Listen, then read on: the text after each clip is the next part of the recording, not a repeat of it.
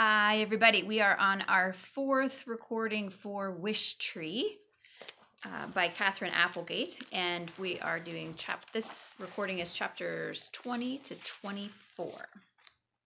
Chapter 20. After Samar left, I felt restless. Restlessness is not a useful quality in a tree. We move in tiny bits, cell by cell, roots inching farther, buds nudged into the sunlight, or we move because someone transplants us to a new location. When you're a red oak, there's no point in feeling fidgety. You're not going anywhere. Trees, as I said, are meant to listen, to observe, to endure. And yet, just once before I said goodbye to the world, what would it be like to be something other than passive, to be an actor in the stories unfolding around me, maybe even to make things a little bit better? Bongo, I said softly, are you awake? I am now, she grumbled. I have a question. I'll get back to you first thing in the morning. How does friendship happen? Bongo responded by snoring. I could tell it was a fake snore. Her real snores are so loud they scare the baby opossums. I'm serious, I said.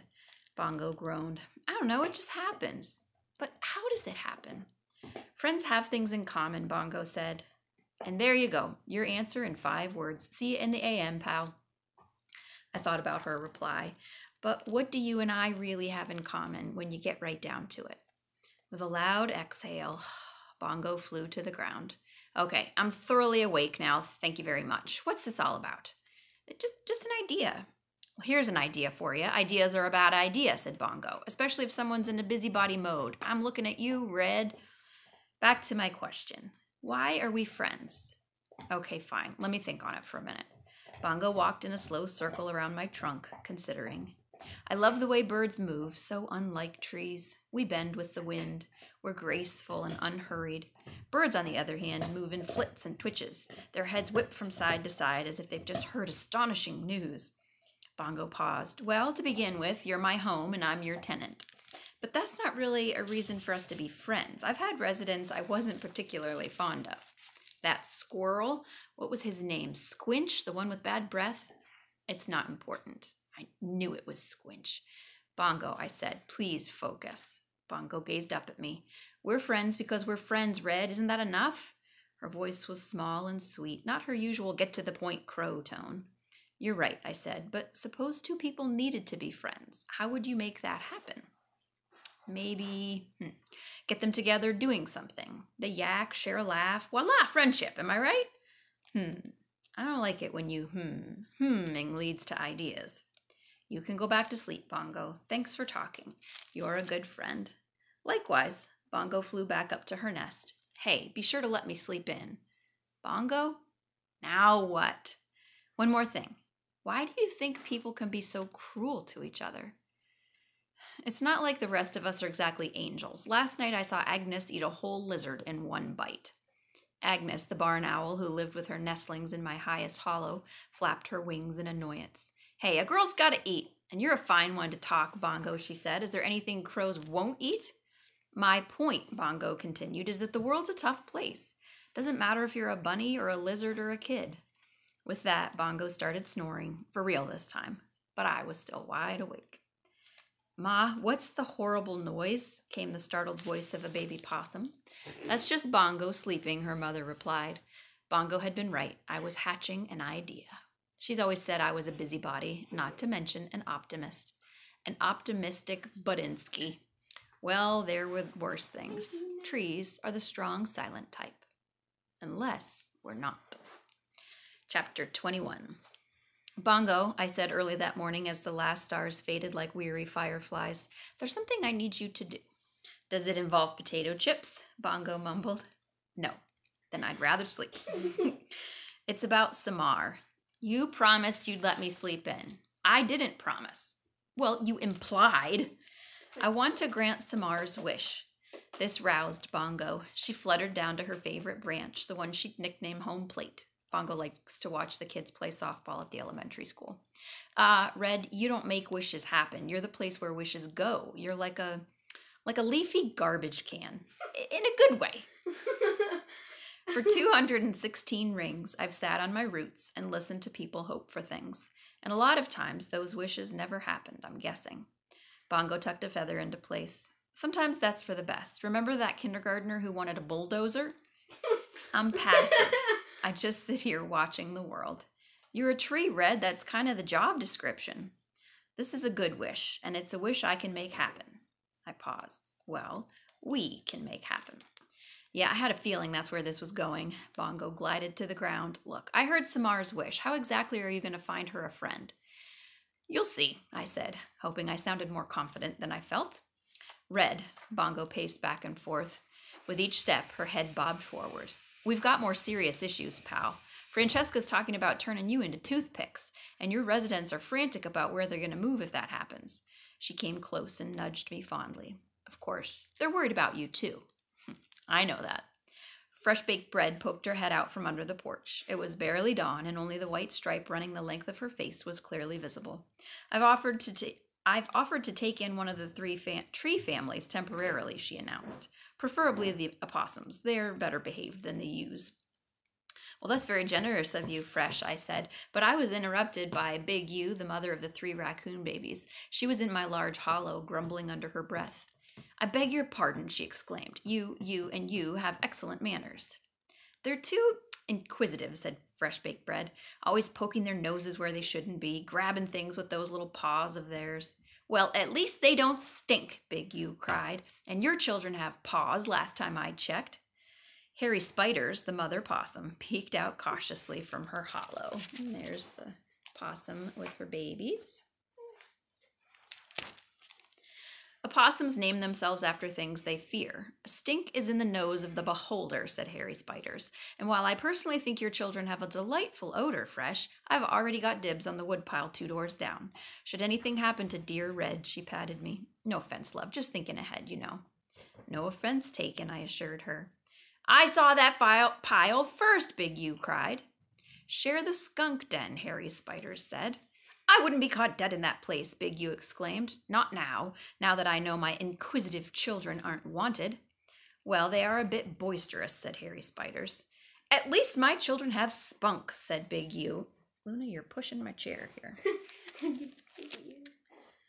Your kids faint when they see their own shadows. Playing possum is a useful adaptation, said Harry Spiders, her pink nose twitching. The world is a dangerous place, and in any case, we can't control it, it just happens. You ever seen a possum play dead by the road, where they pretend that they're dead, but they're actually alive? And they're trying to make the predators or whoever is threatening them leave them alone because they think they're dead, so they're just pretending. It means that we call that play possum.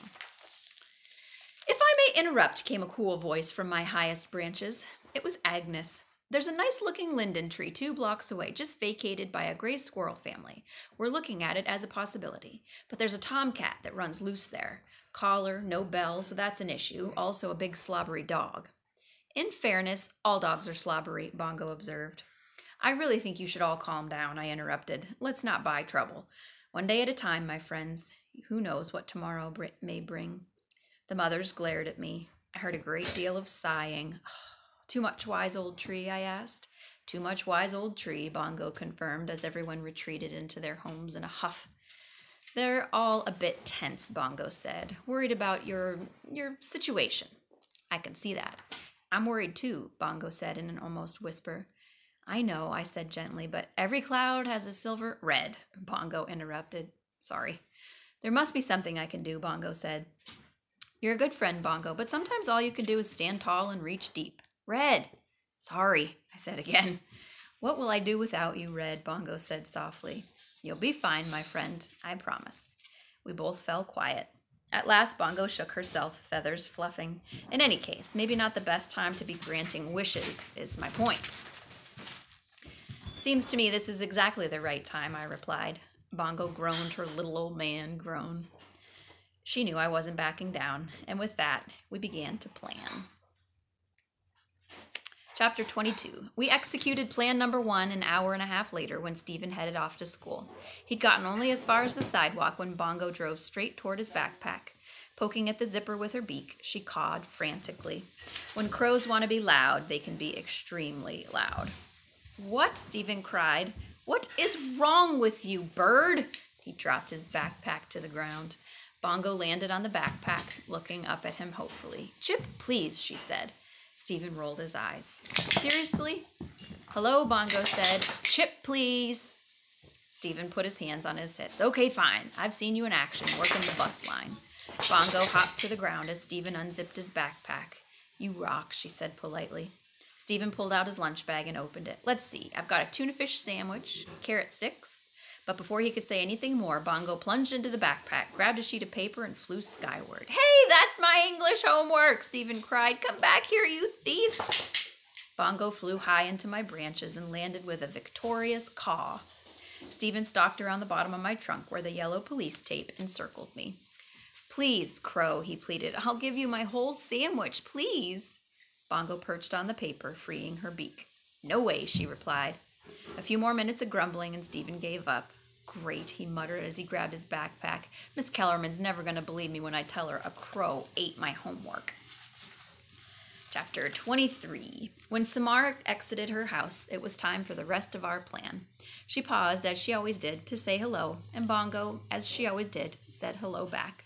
But this time, Bongo surprised Samara by landing on her shoulder and presenting her with a mangled piece of paper. Do you know what she's given him? Samara took it from Bongo. This has Stephen's name on it. Why on earth do you have it? No way, Bongo said, by way of an answer. Did you figure out why the bird gave it to Samara? Remember, they're trying to help her find a friend? Well, I'll be sure he gets this, Samara said. Bongo gave a little caw and headed back to me. Perfect. A simple plan, beautifully executed. Samara would give the homework to Stephen. They'd strike up a conversation about the crazy crow and the big oak tree. They'd laugh, they'd share, they'd realize they have a lot in common. Voila! Friendship. It was a great plan, except for the part that came just seconds later. The part where Samara noticed a friend of Stephen's walking by. She dashed over and asked him to give Stephen the piece of paper. And that was that. Meddling isn't as easy as I thought it would be, I confessed to Bongo. Hey, I did my part. You were wonderful, I said. Well, we'll just have to try again. We don't have a lot of time. Red, Bongo said with a sigh. Please don't remind me. Chapter 24. That afternoon, we tried plan number 2. This isn't going to work, Red, Bongo said, strutting back and forth on the lawn. Pessimist, I said. Optimist, she replied. Secretly, I had my doubts, though. Our second plan required help from one of the babies.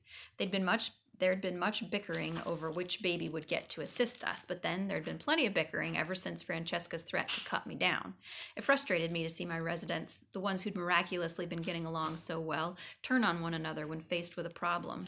Granted, it was a big problem, but if I could handle it, it seemed like the least they could do was behave during our last days together. Bongo flipped a penny she kept in her collection of treasures, and we arrived at our helper, the smallest baby possum, Flashlight. Let me get this straight, said Bongo. You're afraid of Shh, Harry Spiders hissed. We try not to say that word around him. So what do you actually call him, Agnes said. He answers to Flash, Harry Spiders explained. Well, Flash, said Bongo, you understand the drill, right? You pretend to be dead. You guys are good at that, right? Flash nodded excitedly. Opossums are the best dead pretenders in the world. So you play dead. Samara and Stephen see you as they're coming home from school. We're hoping they come home at about the same time today, I interrupted. And they freak out, Bongo continued. See the cute little maybe dead baby, talk about what to do. Are you certain this is safe, asked Harry Spiders. I'm feeling a little faint just thinking about it. We'll all be watching, and Stephen and Samara are smart kids, I reassured her. They'll know not to touch a sick animal. So they go get their parents, call a wildlife rescue place or maybe a vet, and while they're busy, Bongo continued, little Flash runs back to his den. Samara and Stephen come back out, have a good laugh about the vanishing opossum. Maybe the parents even get to talking. I really think you would do a better job, Big U complained. She's a born actor. Or you. Or you. This has been officially decided, Bongo said firmly. We flipped the penny, remember? Just saying, Big U muttered. Down the street, the school dismissal bell rang. Places, everyone, Bongo urged. This is totally going to work, I said. This is totally going to fail, Bongo said at the very same instant. All right, that's the end of chapter 24. The next recording, we will do chapters 25 to 30. See you there.